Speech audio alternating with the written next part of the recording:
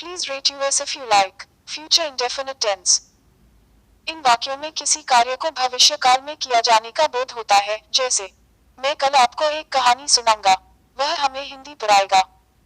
इन वाक्यों में यदि, कभी नहीं का प्रयोग आए तो हमें नेवर का उपयोग करना चाहिए। पहचान। हिंदी के इन वाक्यों के अंत में गा, गी, गे आदि होते हैं। Affirmative sentence. एग्जाम्पल्स। 1.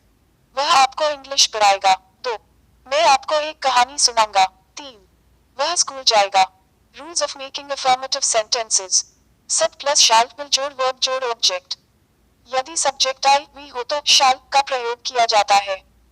यदि subject he, she, it, you, they और नेम हो तो विल का प्रयोग किया जाता है। एग्जाम्पल्स। 1. वह आपको इंग्लिश पढ़ाएगा। He will teach you English. 2. मैं आपको एक कहानी सुनाऊंगा। I shall teach you a story. 3. वह स्कूल जाएगा। He will go to school. Negative sentence. जिन वाक्यों से भूतकाल में किसी कार्य का न होना पाया जाए, जैसे 1. वह आपको इंग्लिश नहीं पढ़ाएगा। 2. मैं आपको एक कहानी नहीं सुनाऊंगा। 3. वह स्कूल नहीं जाएगा। Rules of making negative sentences. Sub plus shall will जोड़ नॉट जोड़ वर्ब जोड़ ऑब्जेक्ट। एग्जाम्पल। 1. वह आपको इंग्लिश नहीं पढ़ाएगा। He will not teach you English. 2. मैं आपको एक कहानी नहीं सुनाऊंगा। I shall not tell you a story. 3. वह स्कूल नहीं जाएगा। He will not go to school. Interrogative sentences. जिन वाक्यों में कोई प्रश्न पूछा जाए, इस प्रकार के वाक्य इंटरोगेटिव या प्रश्नवाचक वाक्य कहलाते हैं। इस प्रकार के वाक्यों को दो प्रकार होते हैं। 1. जिन वाक्यों में प्रश्न शुरू में पूछा जाए। 2. जिन वाक्यों में प्रश्न बीच में पूछा जाए। Interrogative sentence rule type 1. जिन वाक्यों में प्रश्न शुरू में पूछा जाए, विल, शैल जोड़ सब जोड़ वर्ब जोड़ ऑब्जेक्ट। जैसे 1. क्या वह आपको इंग्लिश पढ़ाएगा। Will he teach you English. 2. क्या मैं आपको एक कहानी सुनाऊंगा। Shall I tell you a story. 3. क्या वह स्कूल जाएगा। Will he go to school.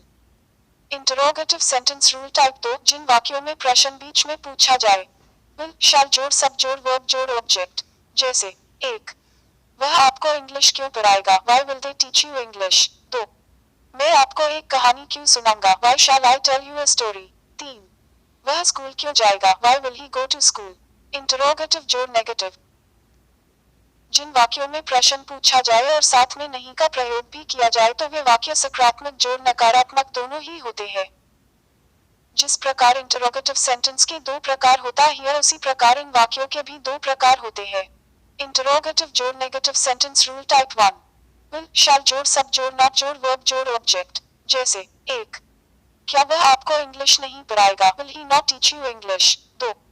क्या मैं आपको एक कहानी नहीं सुनाऊंगा। Shall I not tell you a story. 3. क्या वह स्कूल नहीं जाएगा। Will he not go to school. Interrogative जोड़ negative sentence rule type 2. Will, shall जोड़ सब जोड़ नॉट जोड़ वर्ब जोड़ ऑब्जेक्ट। जैसे 1. वह आपको इंग्लिश क्यों नहीं पढ़ाएगा। Why will they not teach you English. 2. मैं आपको एक कहानी क्यों नहीं सुनाऊंगा। Why shall I not tell you a story. 3. वह स्कूल क्यों नहीं जाएगा। Why will he not go to school. तो आपने देखा किस प्रकार हम फ्यूचर इंडेफिनिट टेंस के वाक्यों को इंग्लिश में ट्रांसलेट कर सकते हैं। हिंदी के वाक्य को इंग्लिश में ट्रांसलेट करने के लिए आपको बस उनके रूल्स अच्छी तरह से याद करने होंगे, और जैसा कि आपने देखा यह सारे रूल्स एक दूसरे से ही जुड़े होते हैं, तो इनको याद करना भी बहुत आसान है।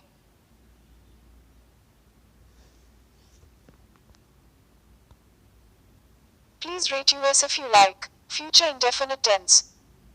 इन वाक्यों में किसी कार्य को भविष्य काल में किया जाने का बोध होता है, जैसे मैं कल आपको एक कहानी सुनाऊंगा, वह हमें हिंदी पढ़ाएगा। इन वाक्यों में यदि, कभी नहीं का प्रयोग आए तो हमें नेवर का उपयोग करना चाहिए। पहचान। हिंदी के इन वाक्यों के अंत में गा, गी, गे आदि होते हैं। Affirmative sentence. एग्जाम्पल्स। 1. वह आपको इंग्लिश पढ़ाएगा। 2. मैं आपको एक कहानी सुनाऊंगा। 3. वह स्कूल जाएगा। Rules of making affirmative sentences. Sub plus shall will जोड़ वर्ब जोड़ ऑब्जेक्ट। यदि सब्जेक्ट आई, वी हो तो शैल का प्रयोग किया जाता है। यदि subject he, she, it, you, they और नेम हो तो विल का प्रयोग किया जाता है। एग्जाम्पल्स। 1. वह आपको इंग्लिश पढ़ाएगा। He will teach you English. 2. मैं आपको एक कहानी सुनाऊंगा। I shall teach you a story. 3. वह स्कूल जाएगा। He will go to school. Negative sentence. जिन वाक्यों से भूतकाल में किसी कार्य का न होना पाया जाए, जैसे 1. वह आपको इंग्लिश नहीं पढ़ाएगा। 2. मैं आपको एक कहानी नहीं सुनाऊंगा। 3. वह स्कूल नहीं जाएगा। Rules of making negative sentences. Sub plus shall will जोड़ नॉट जोड़ वर्ब जोड़ ऑब्जेक्ट। एग्जाम्पल 1.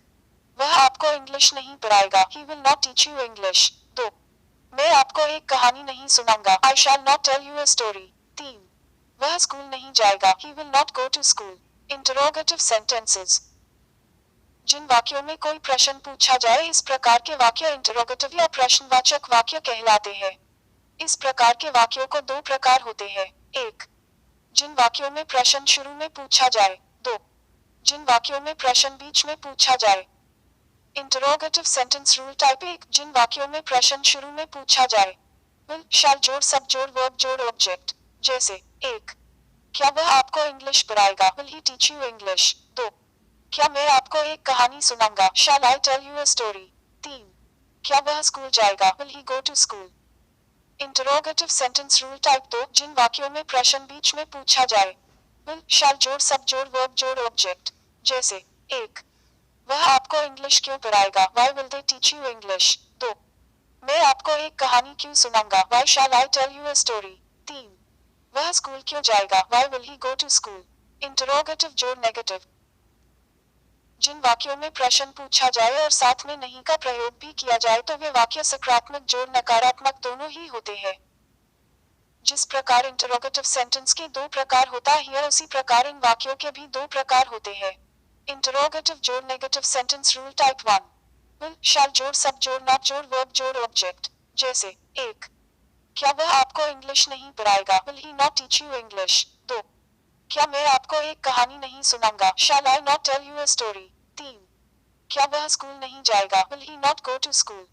इंटरोगेटिव जोड़ negative sentence rule type 2. Will shall जोड़ सब जोड़ नॉट जोड़ वर्ब जोड़ ऑब्जेक्ट। जैसे 1. वह आपको इंग्लिश क्यों नहीं पढ़ाएगा। Why will they not teach you English. 2. मैं आपको एक कहानी क्यों नहीं सुनाऊंगा। Why shall I not tell you a story. 3. वह स्कूल क्यों नहीं जाएगा। Why will he not go to school. तो आपने देखा किस प्रकार हम फ्यूचर इंडेफिनिट टेंस के वाक्यों को इंग्लिश में ट्रांसलेट कर सकते हैं। हिंदी के वाक्य को इंग्लिश में ट्रांसलेट करने के लिए आपको बस उनके रूल्स अच्छी तरह से याद करने होंगे और जैसा कि आपने देखा यह सारे रूल्स एक दूसरे से ही जुड़े होते हैं तो इनको याद करना भी बहुत आसान है।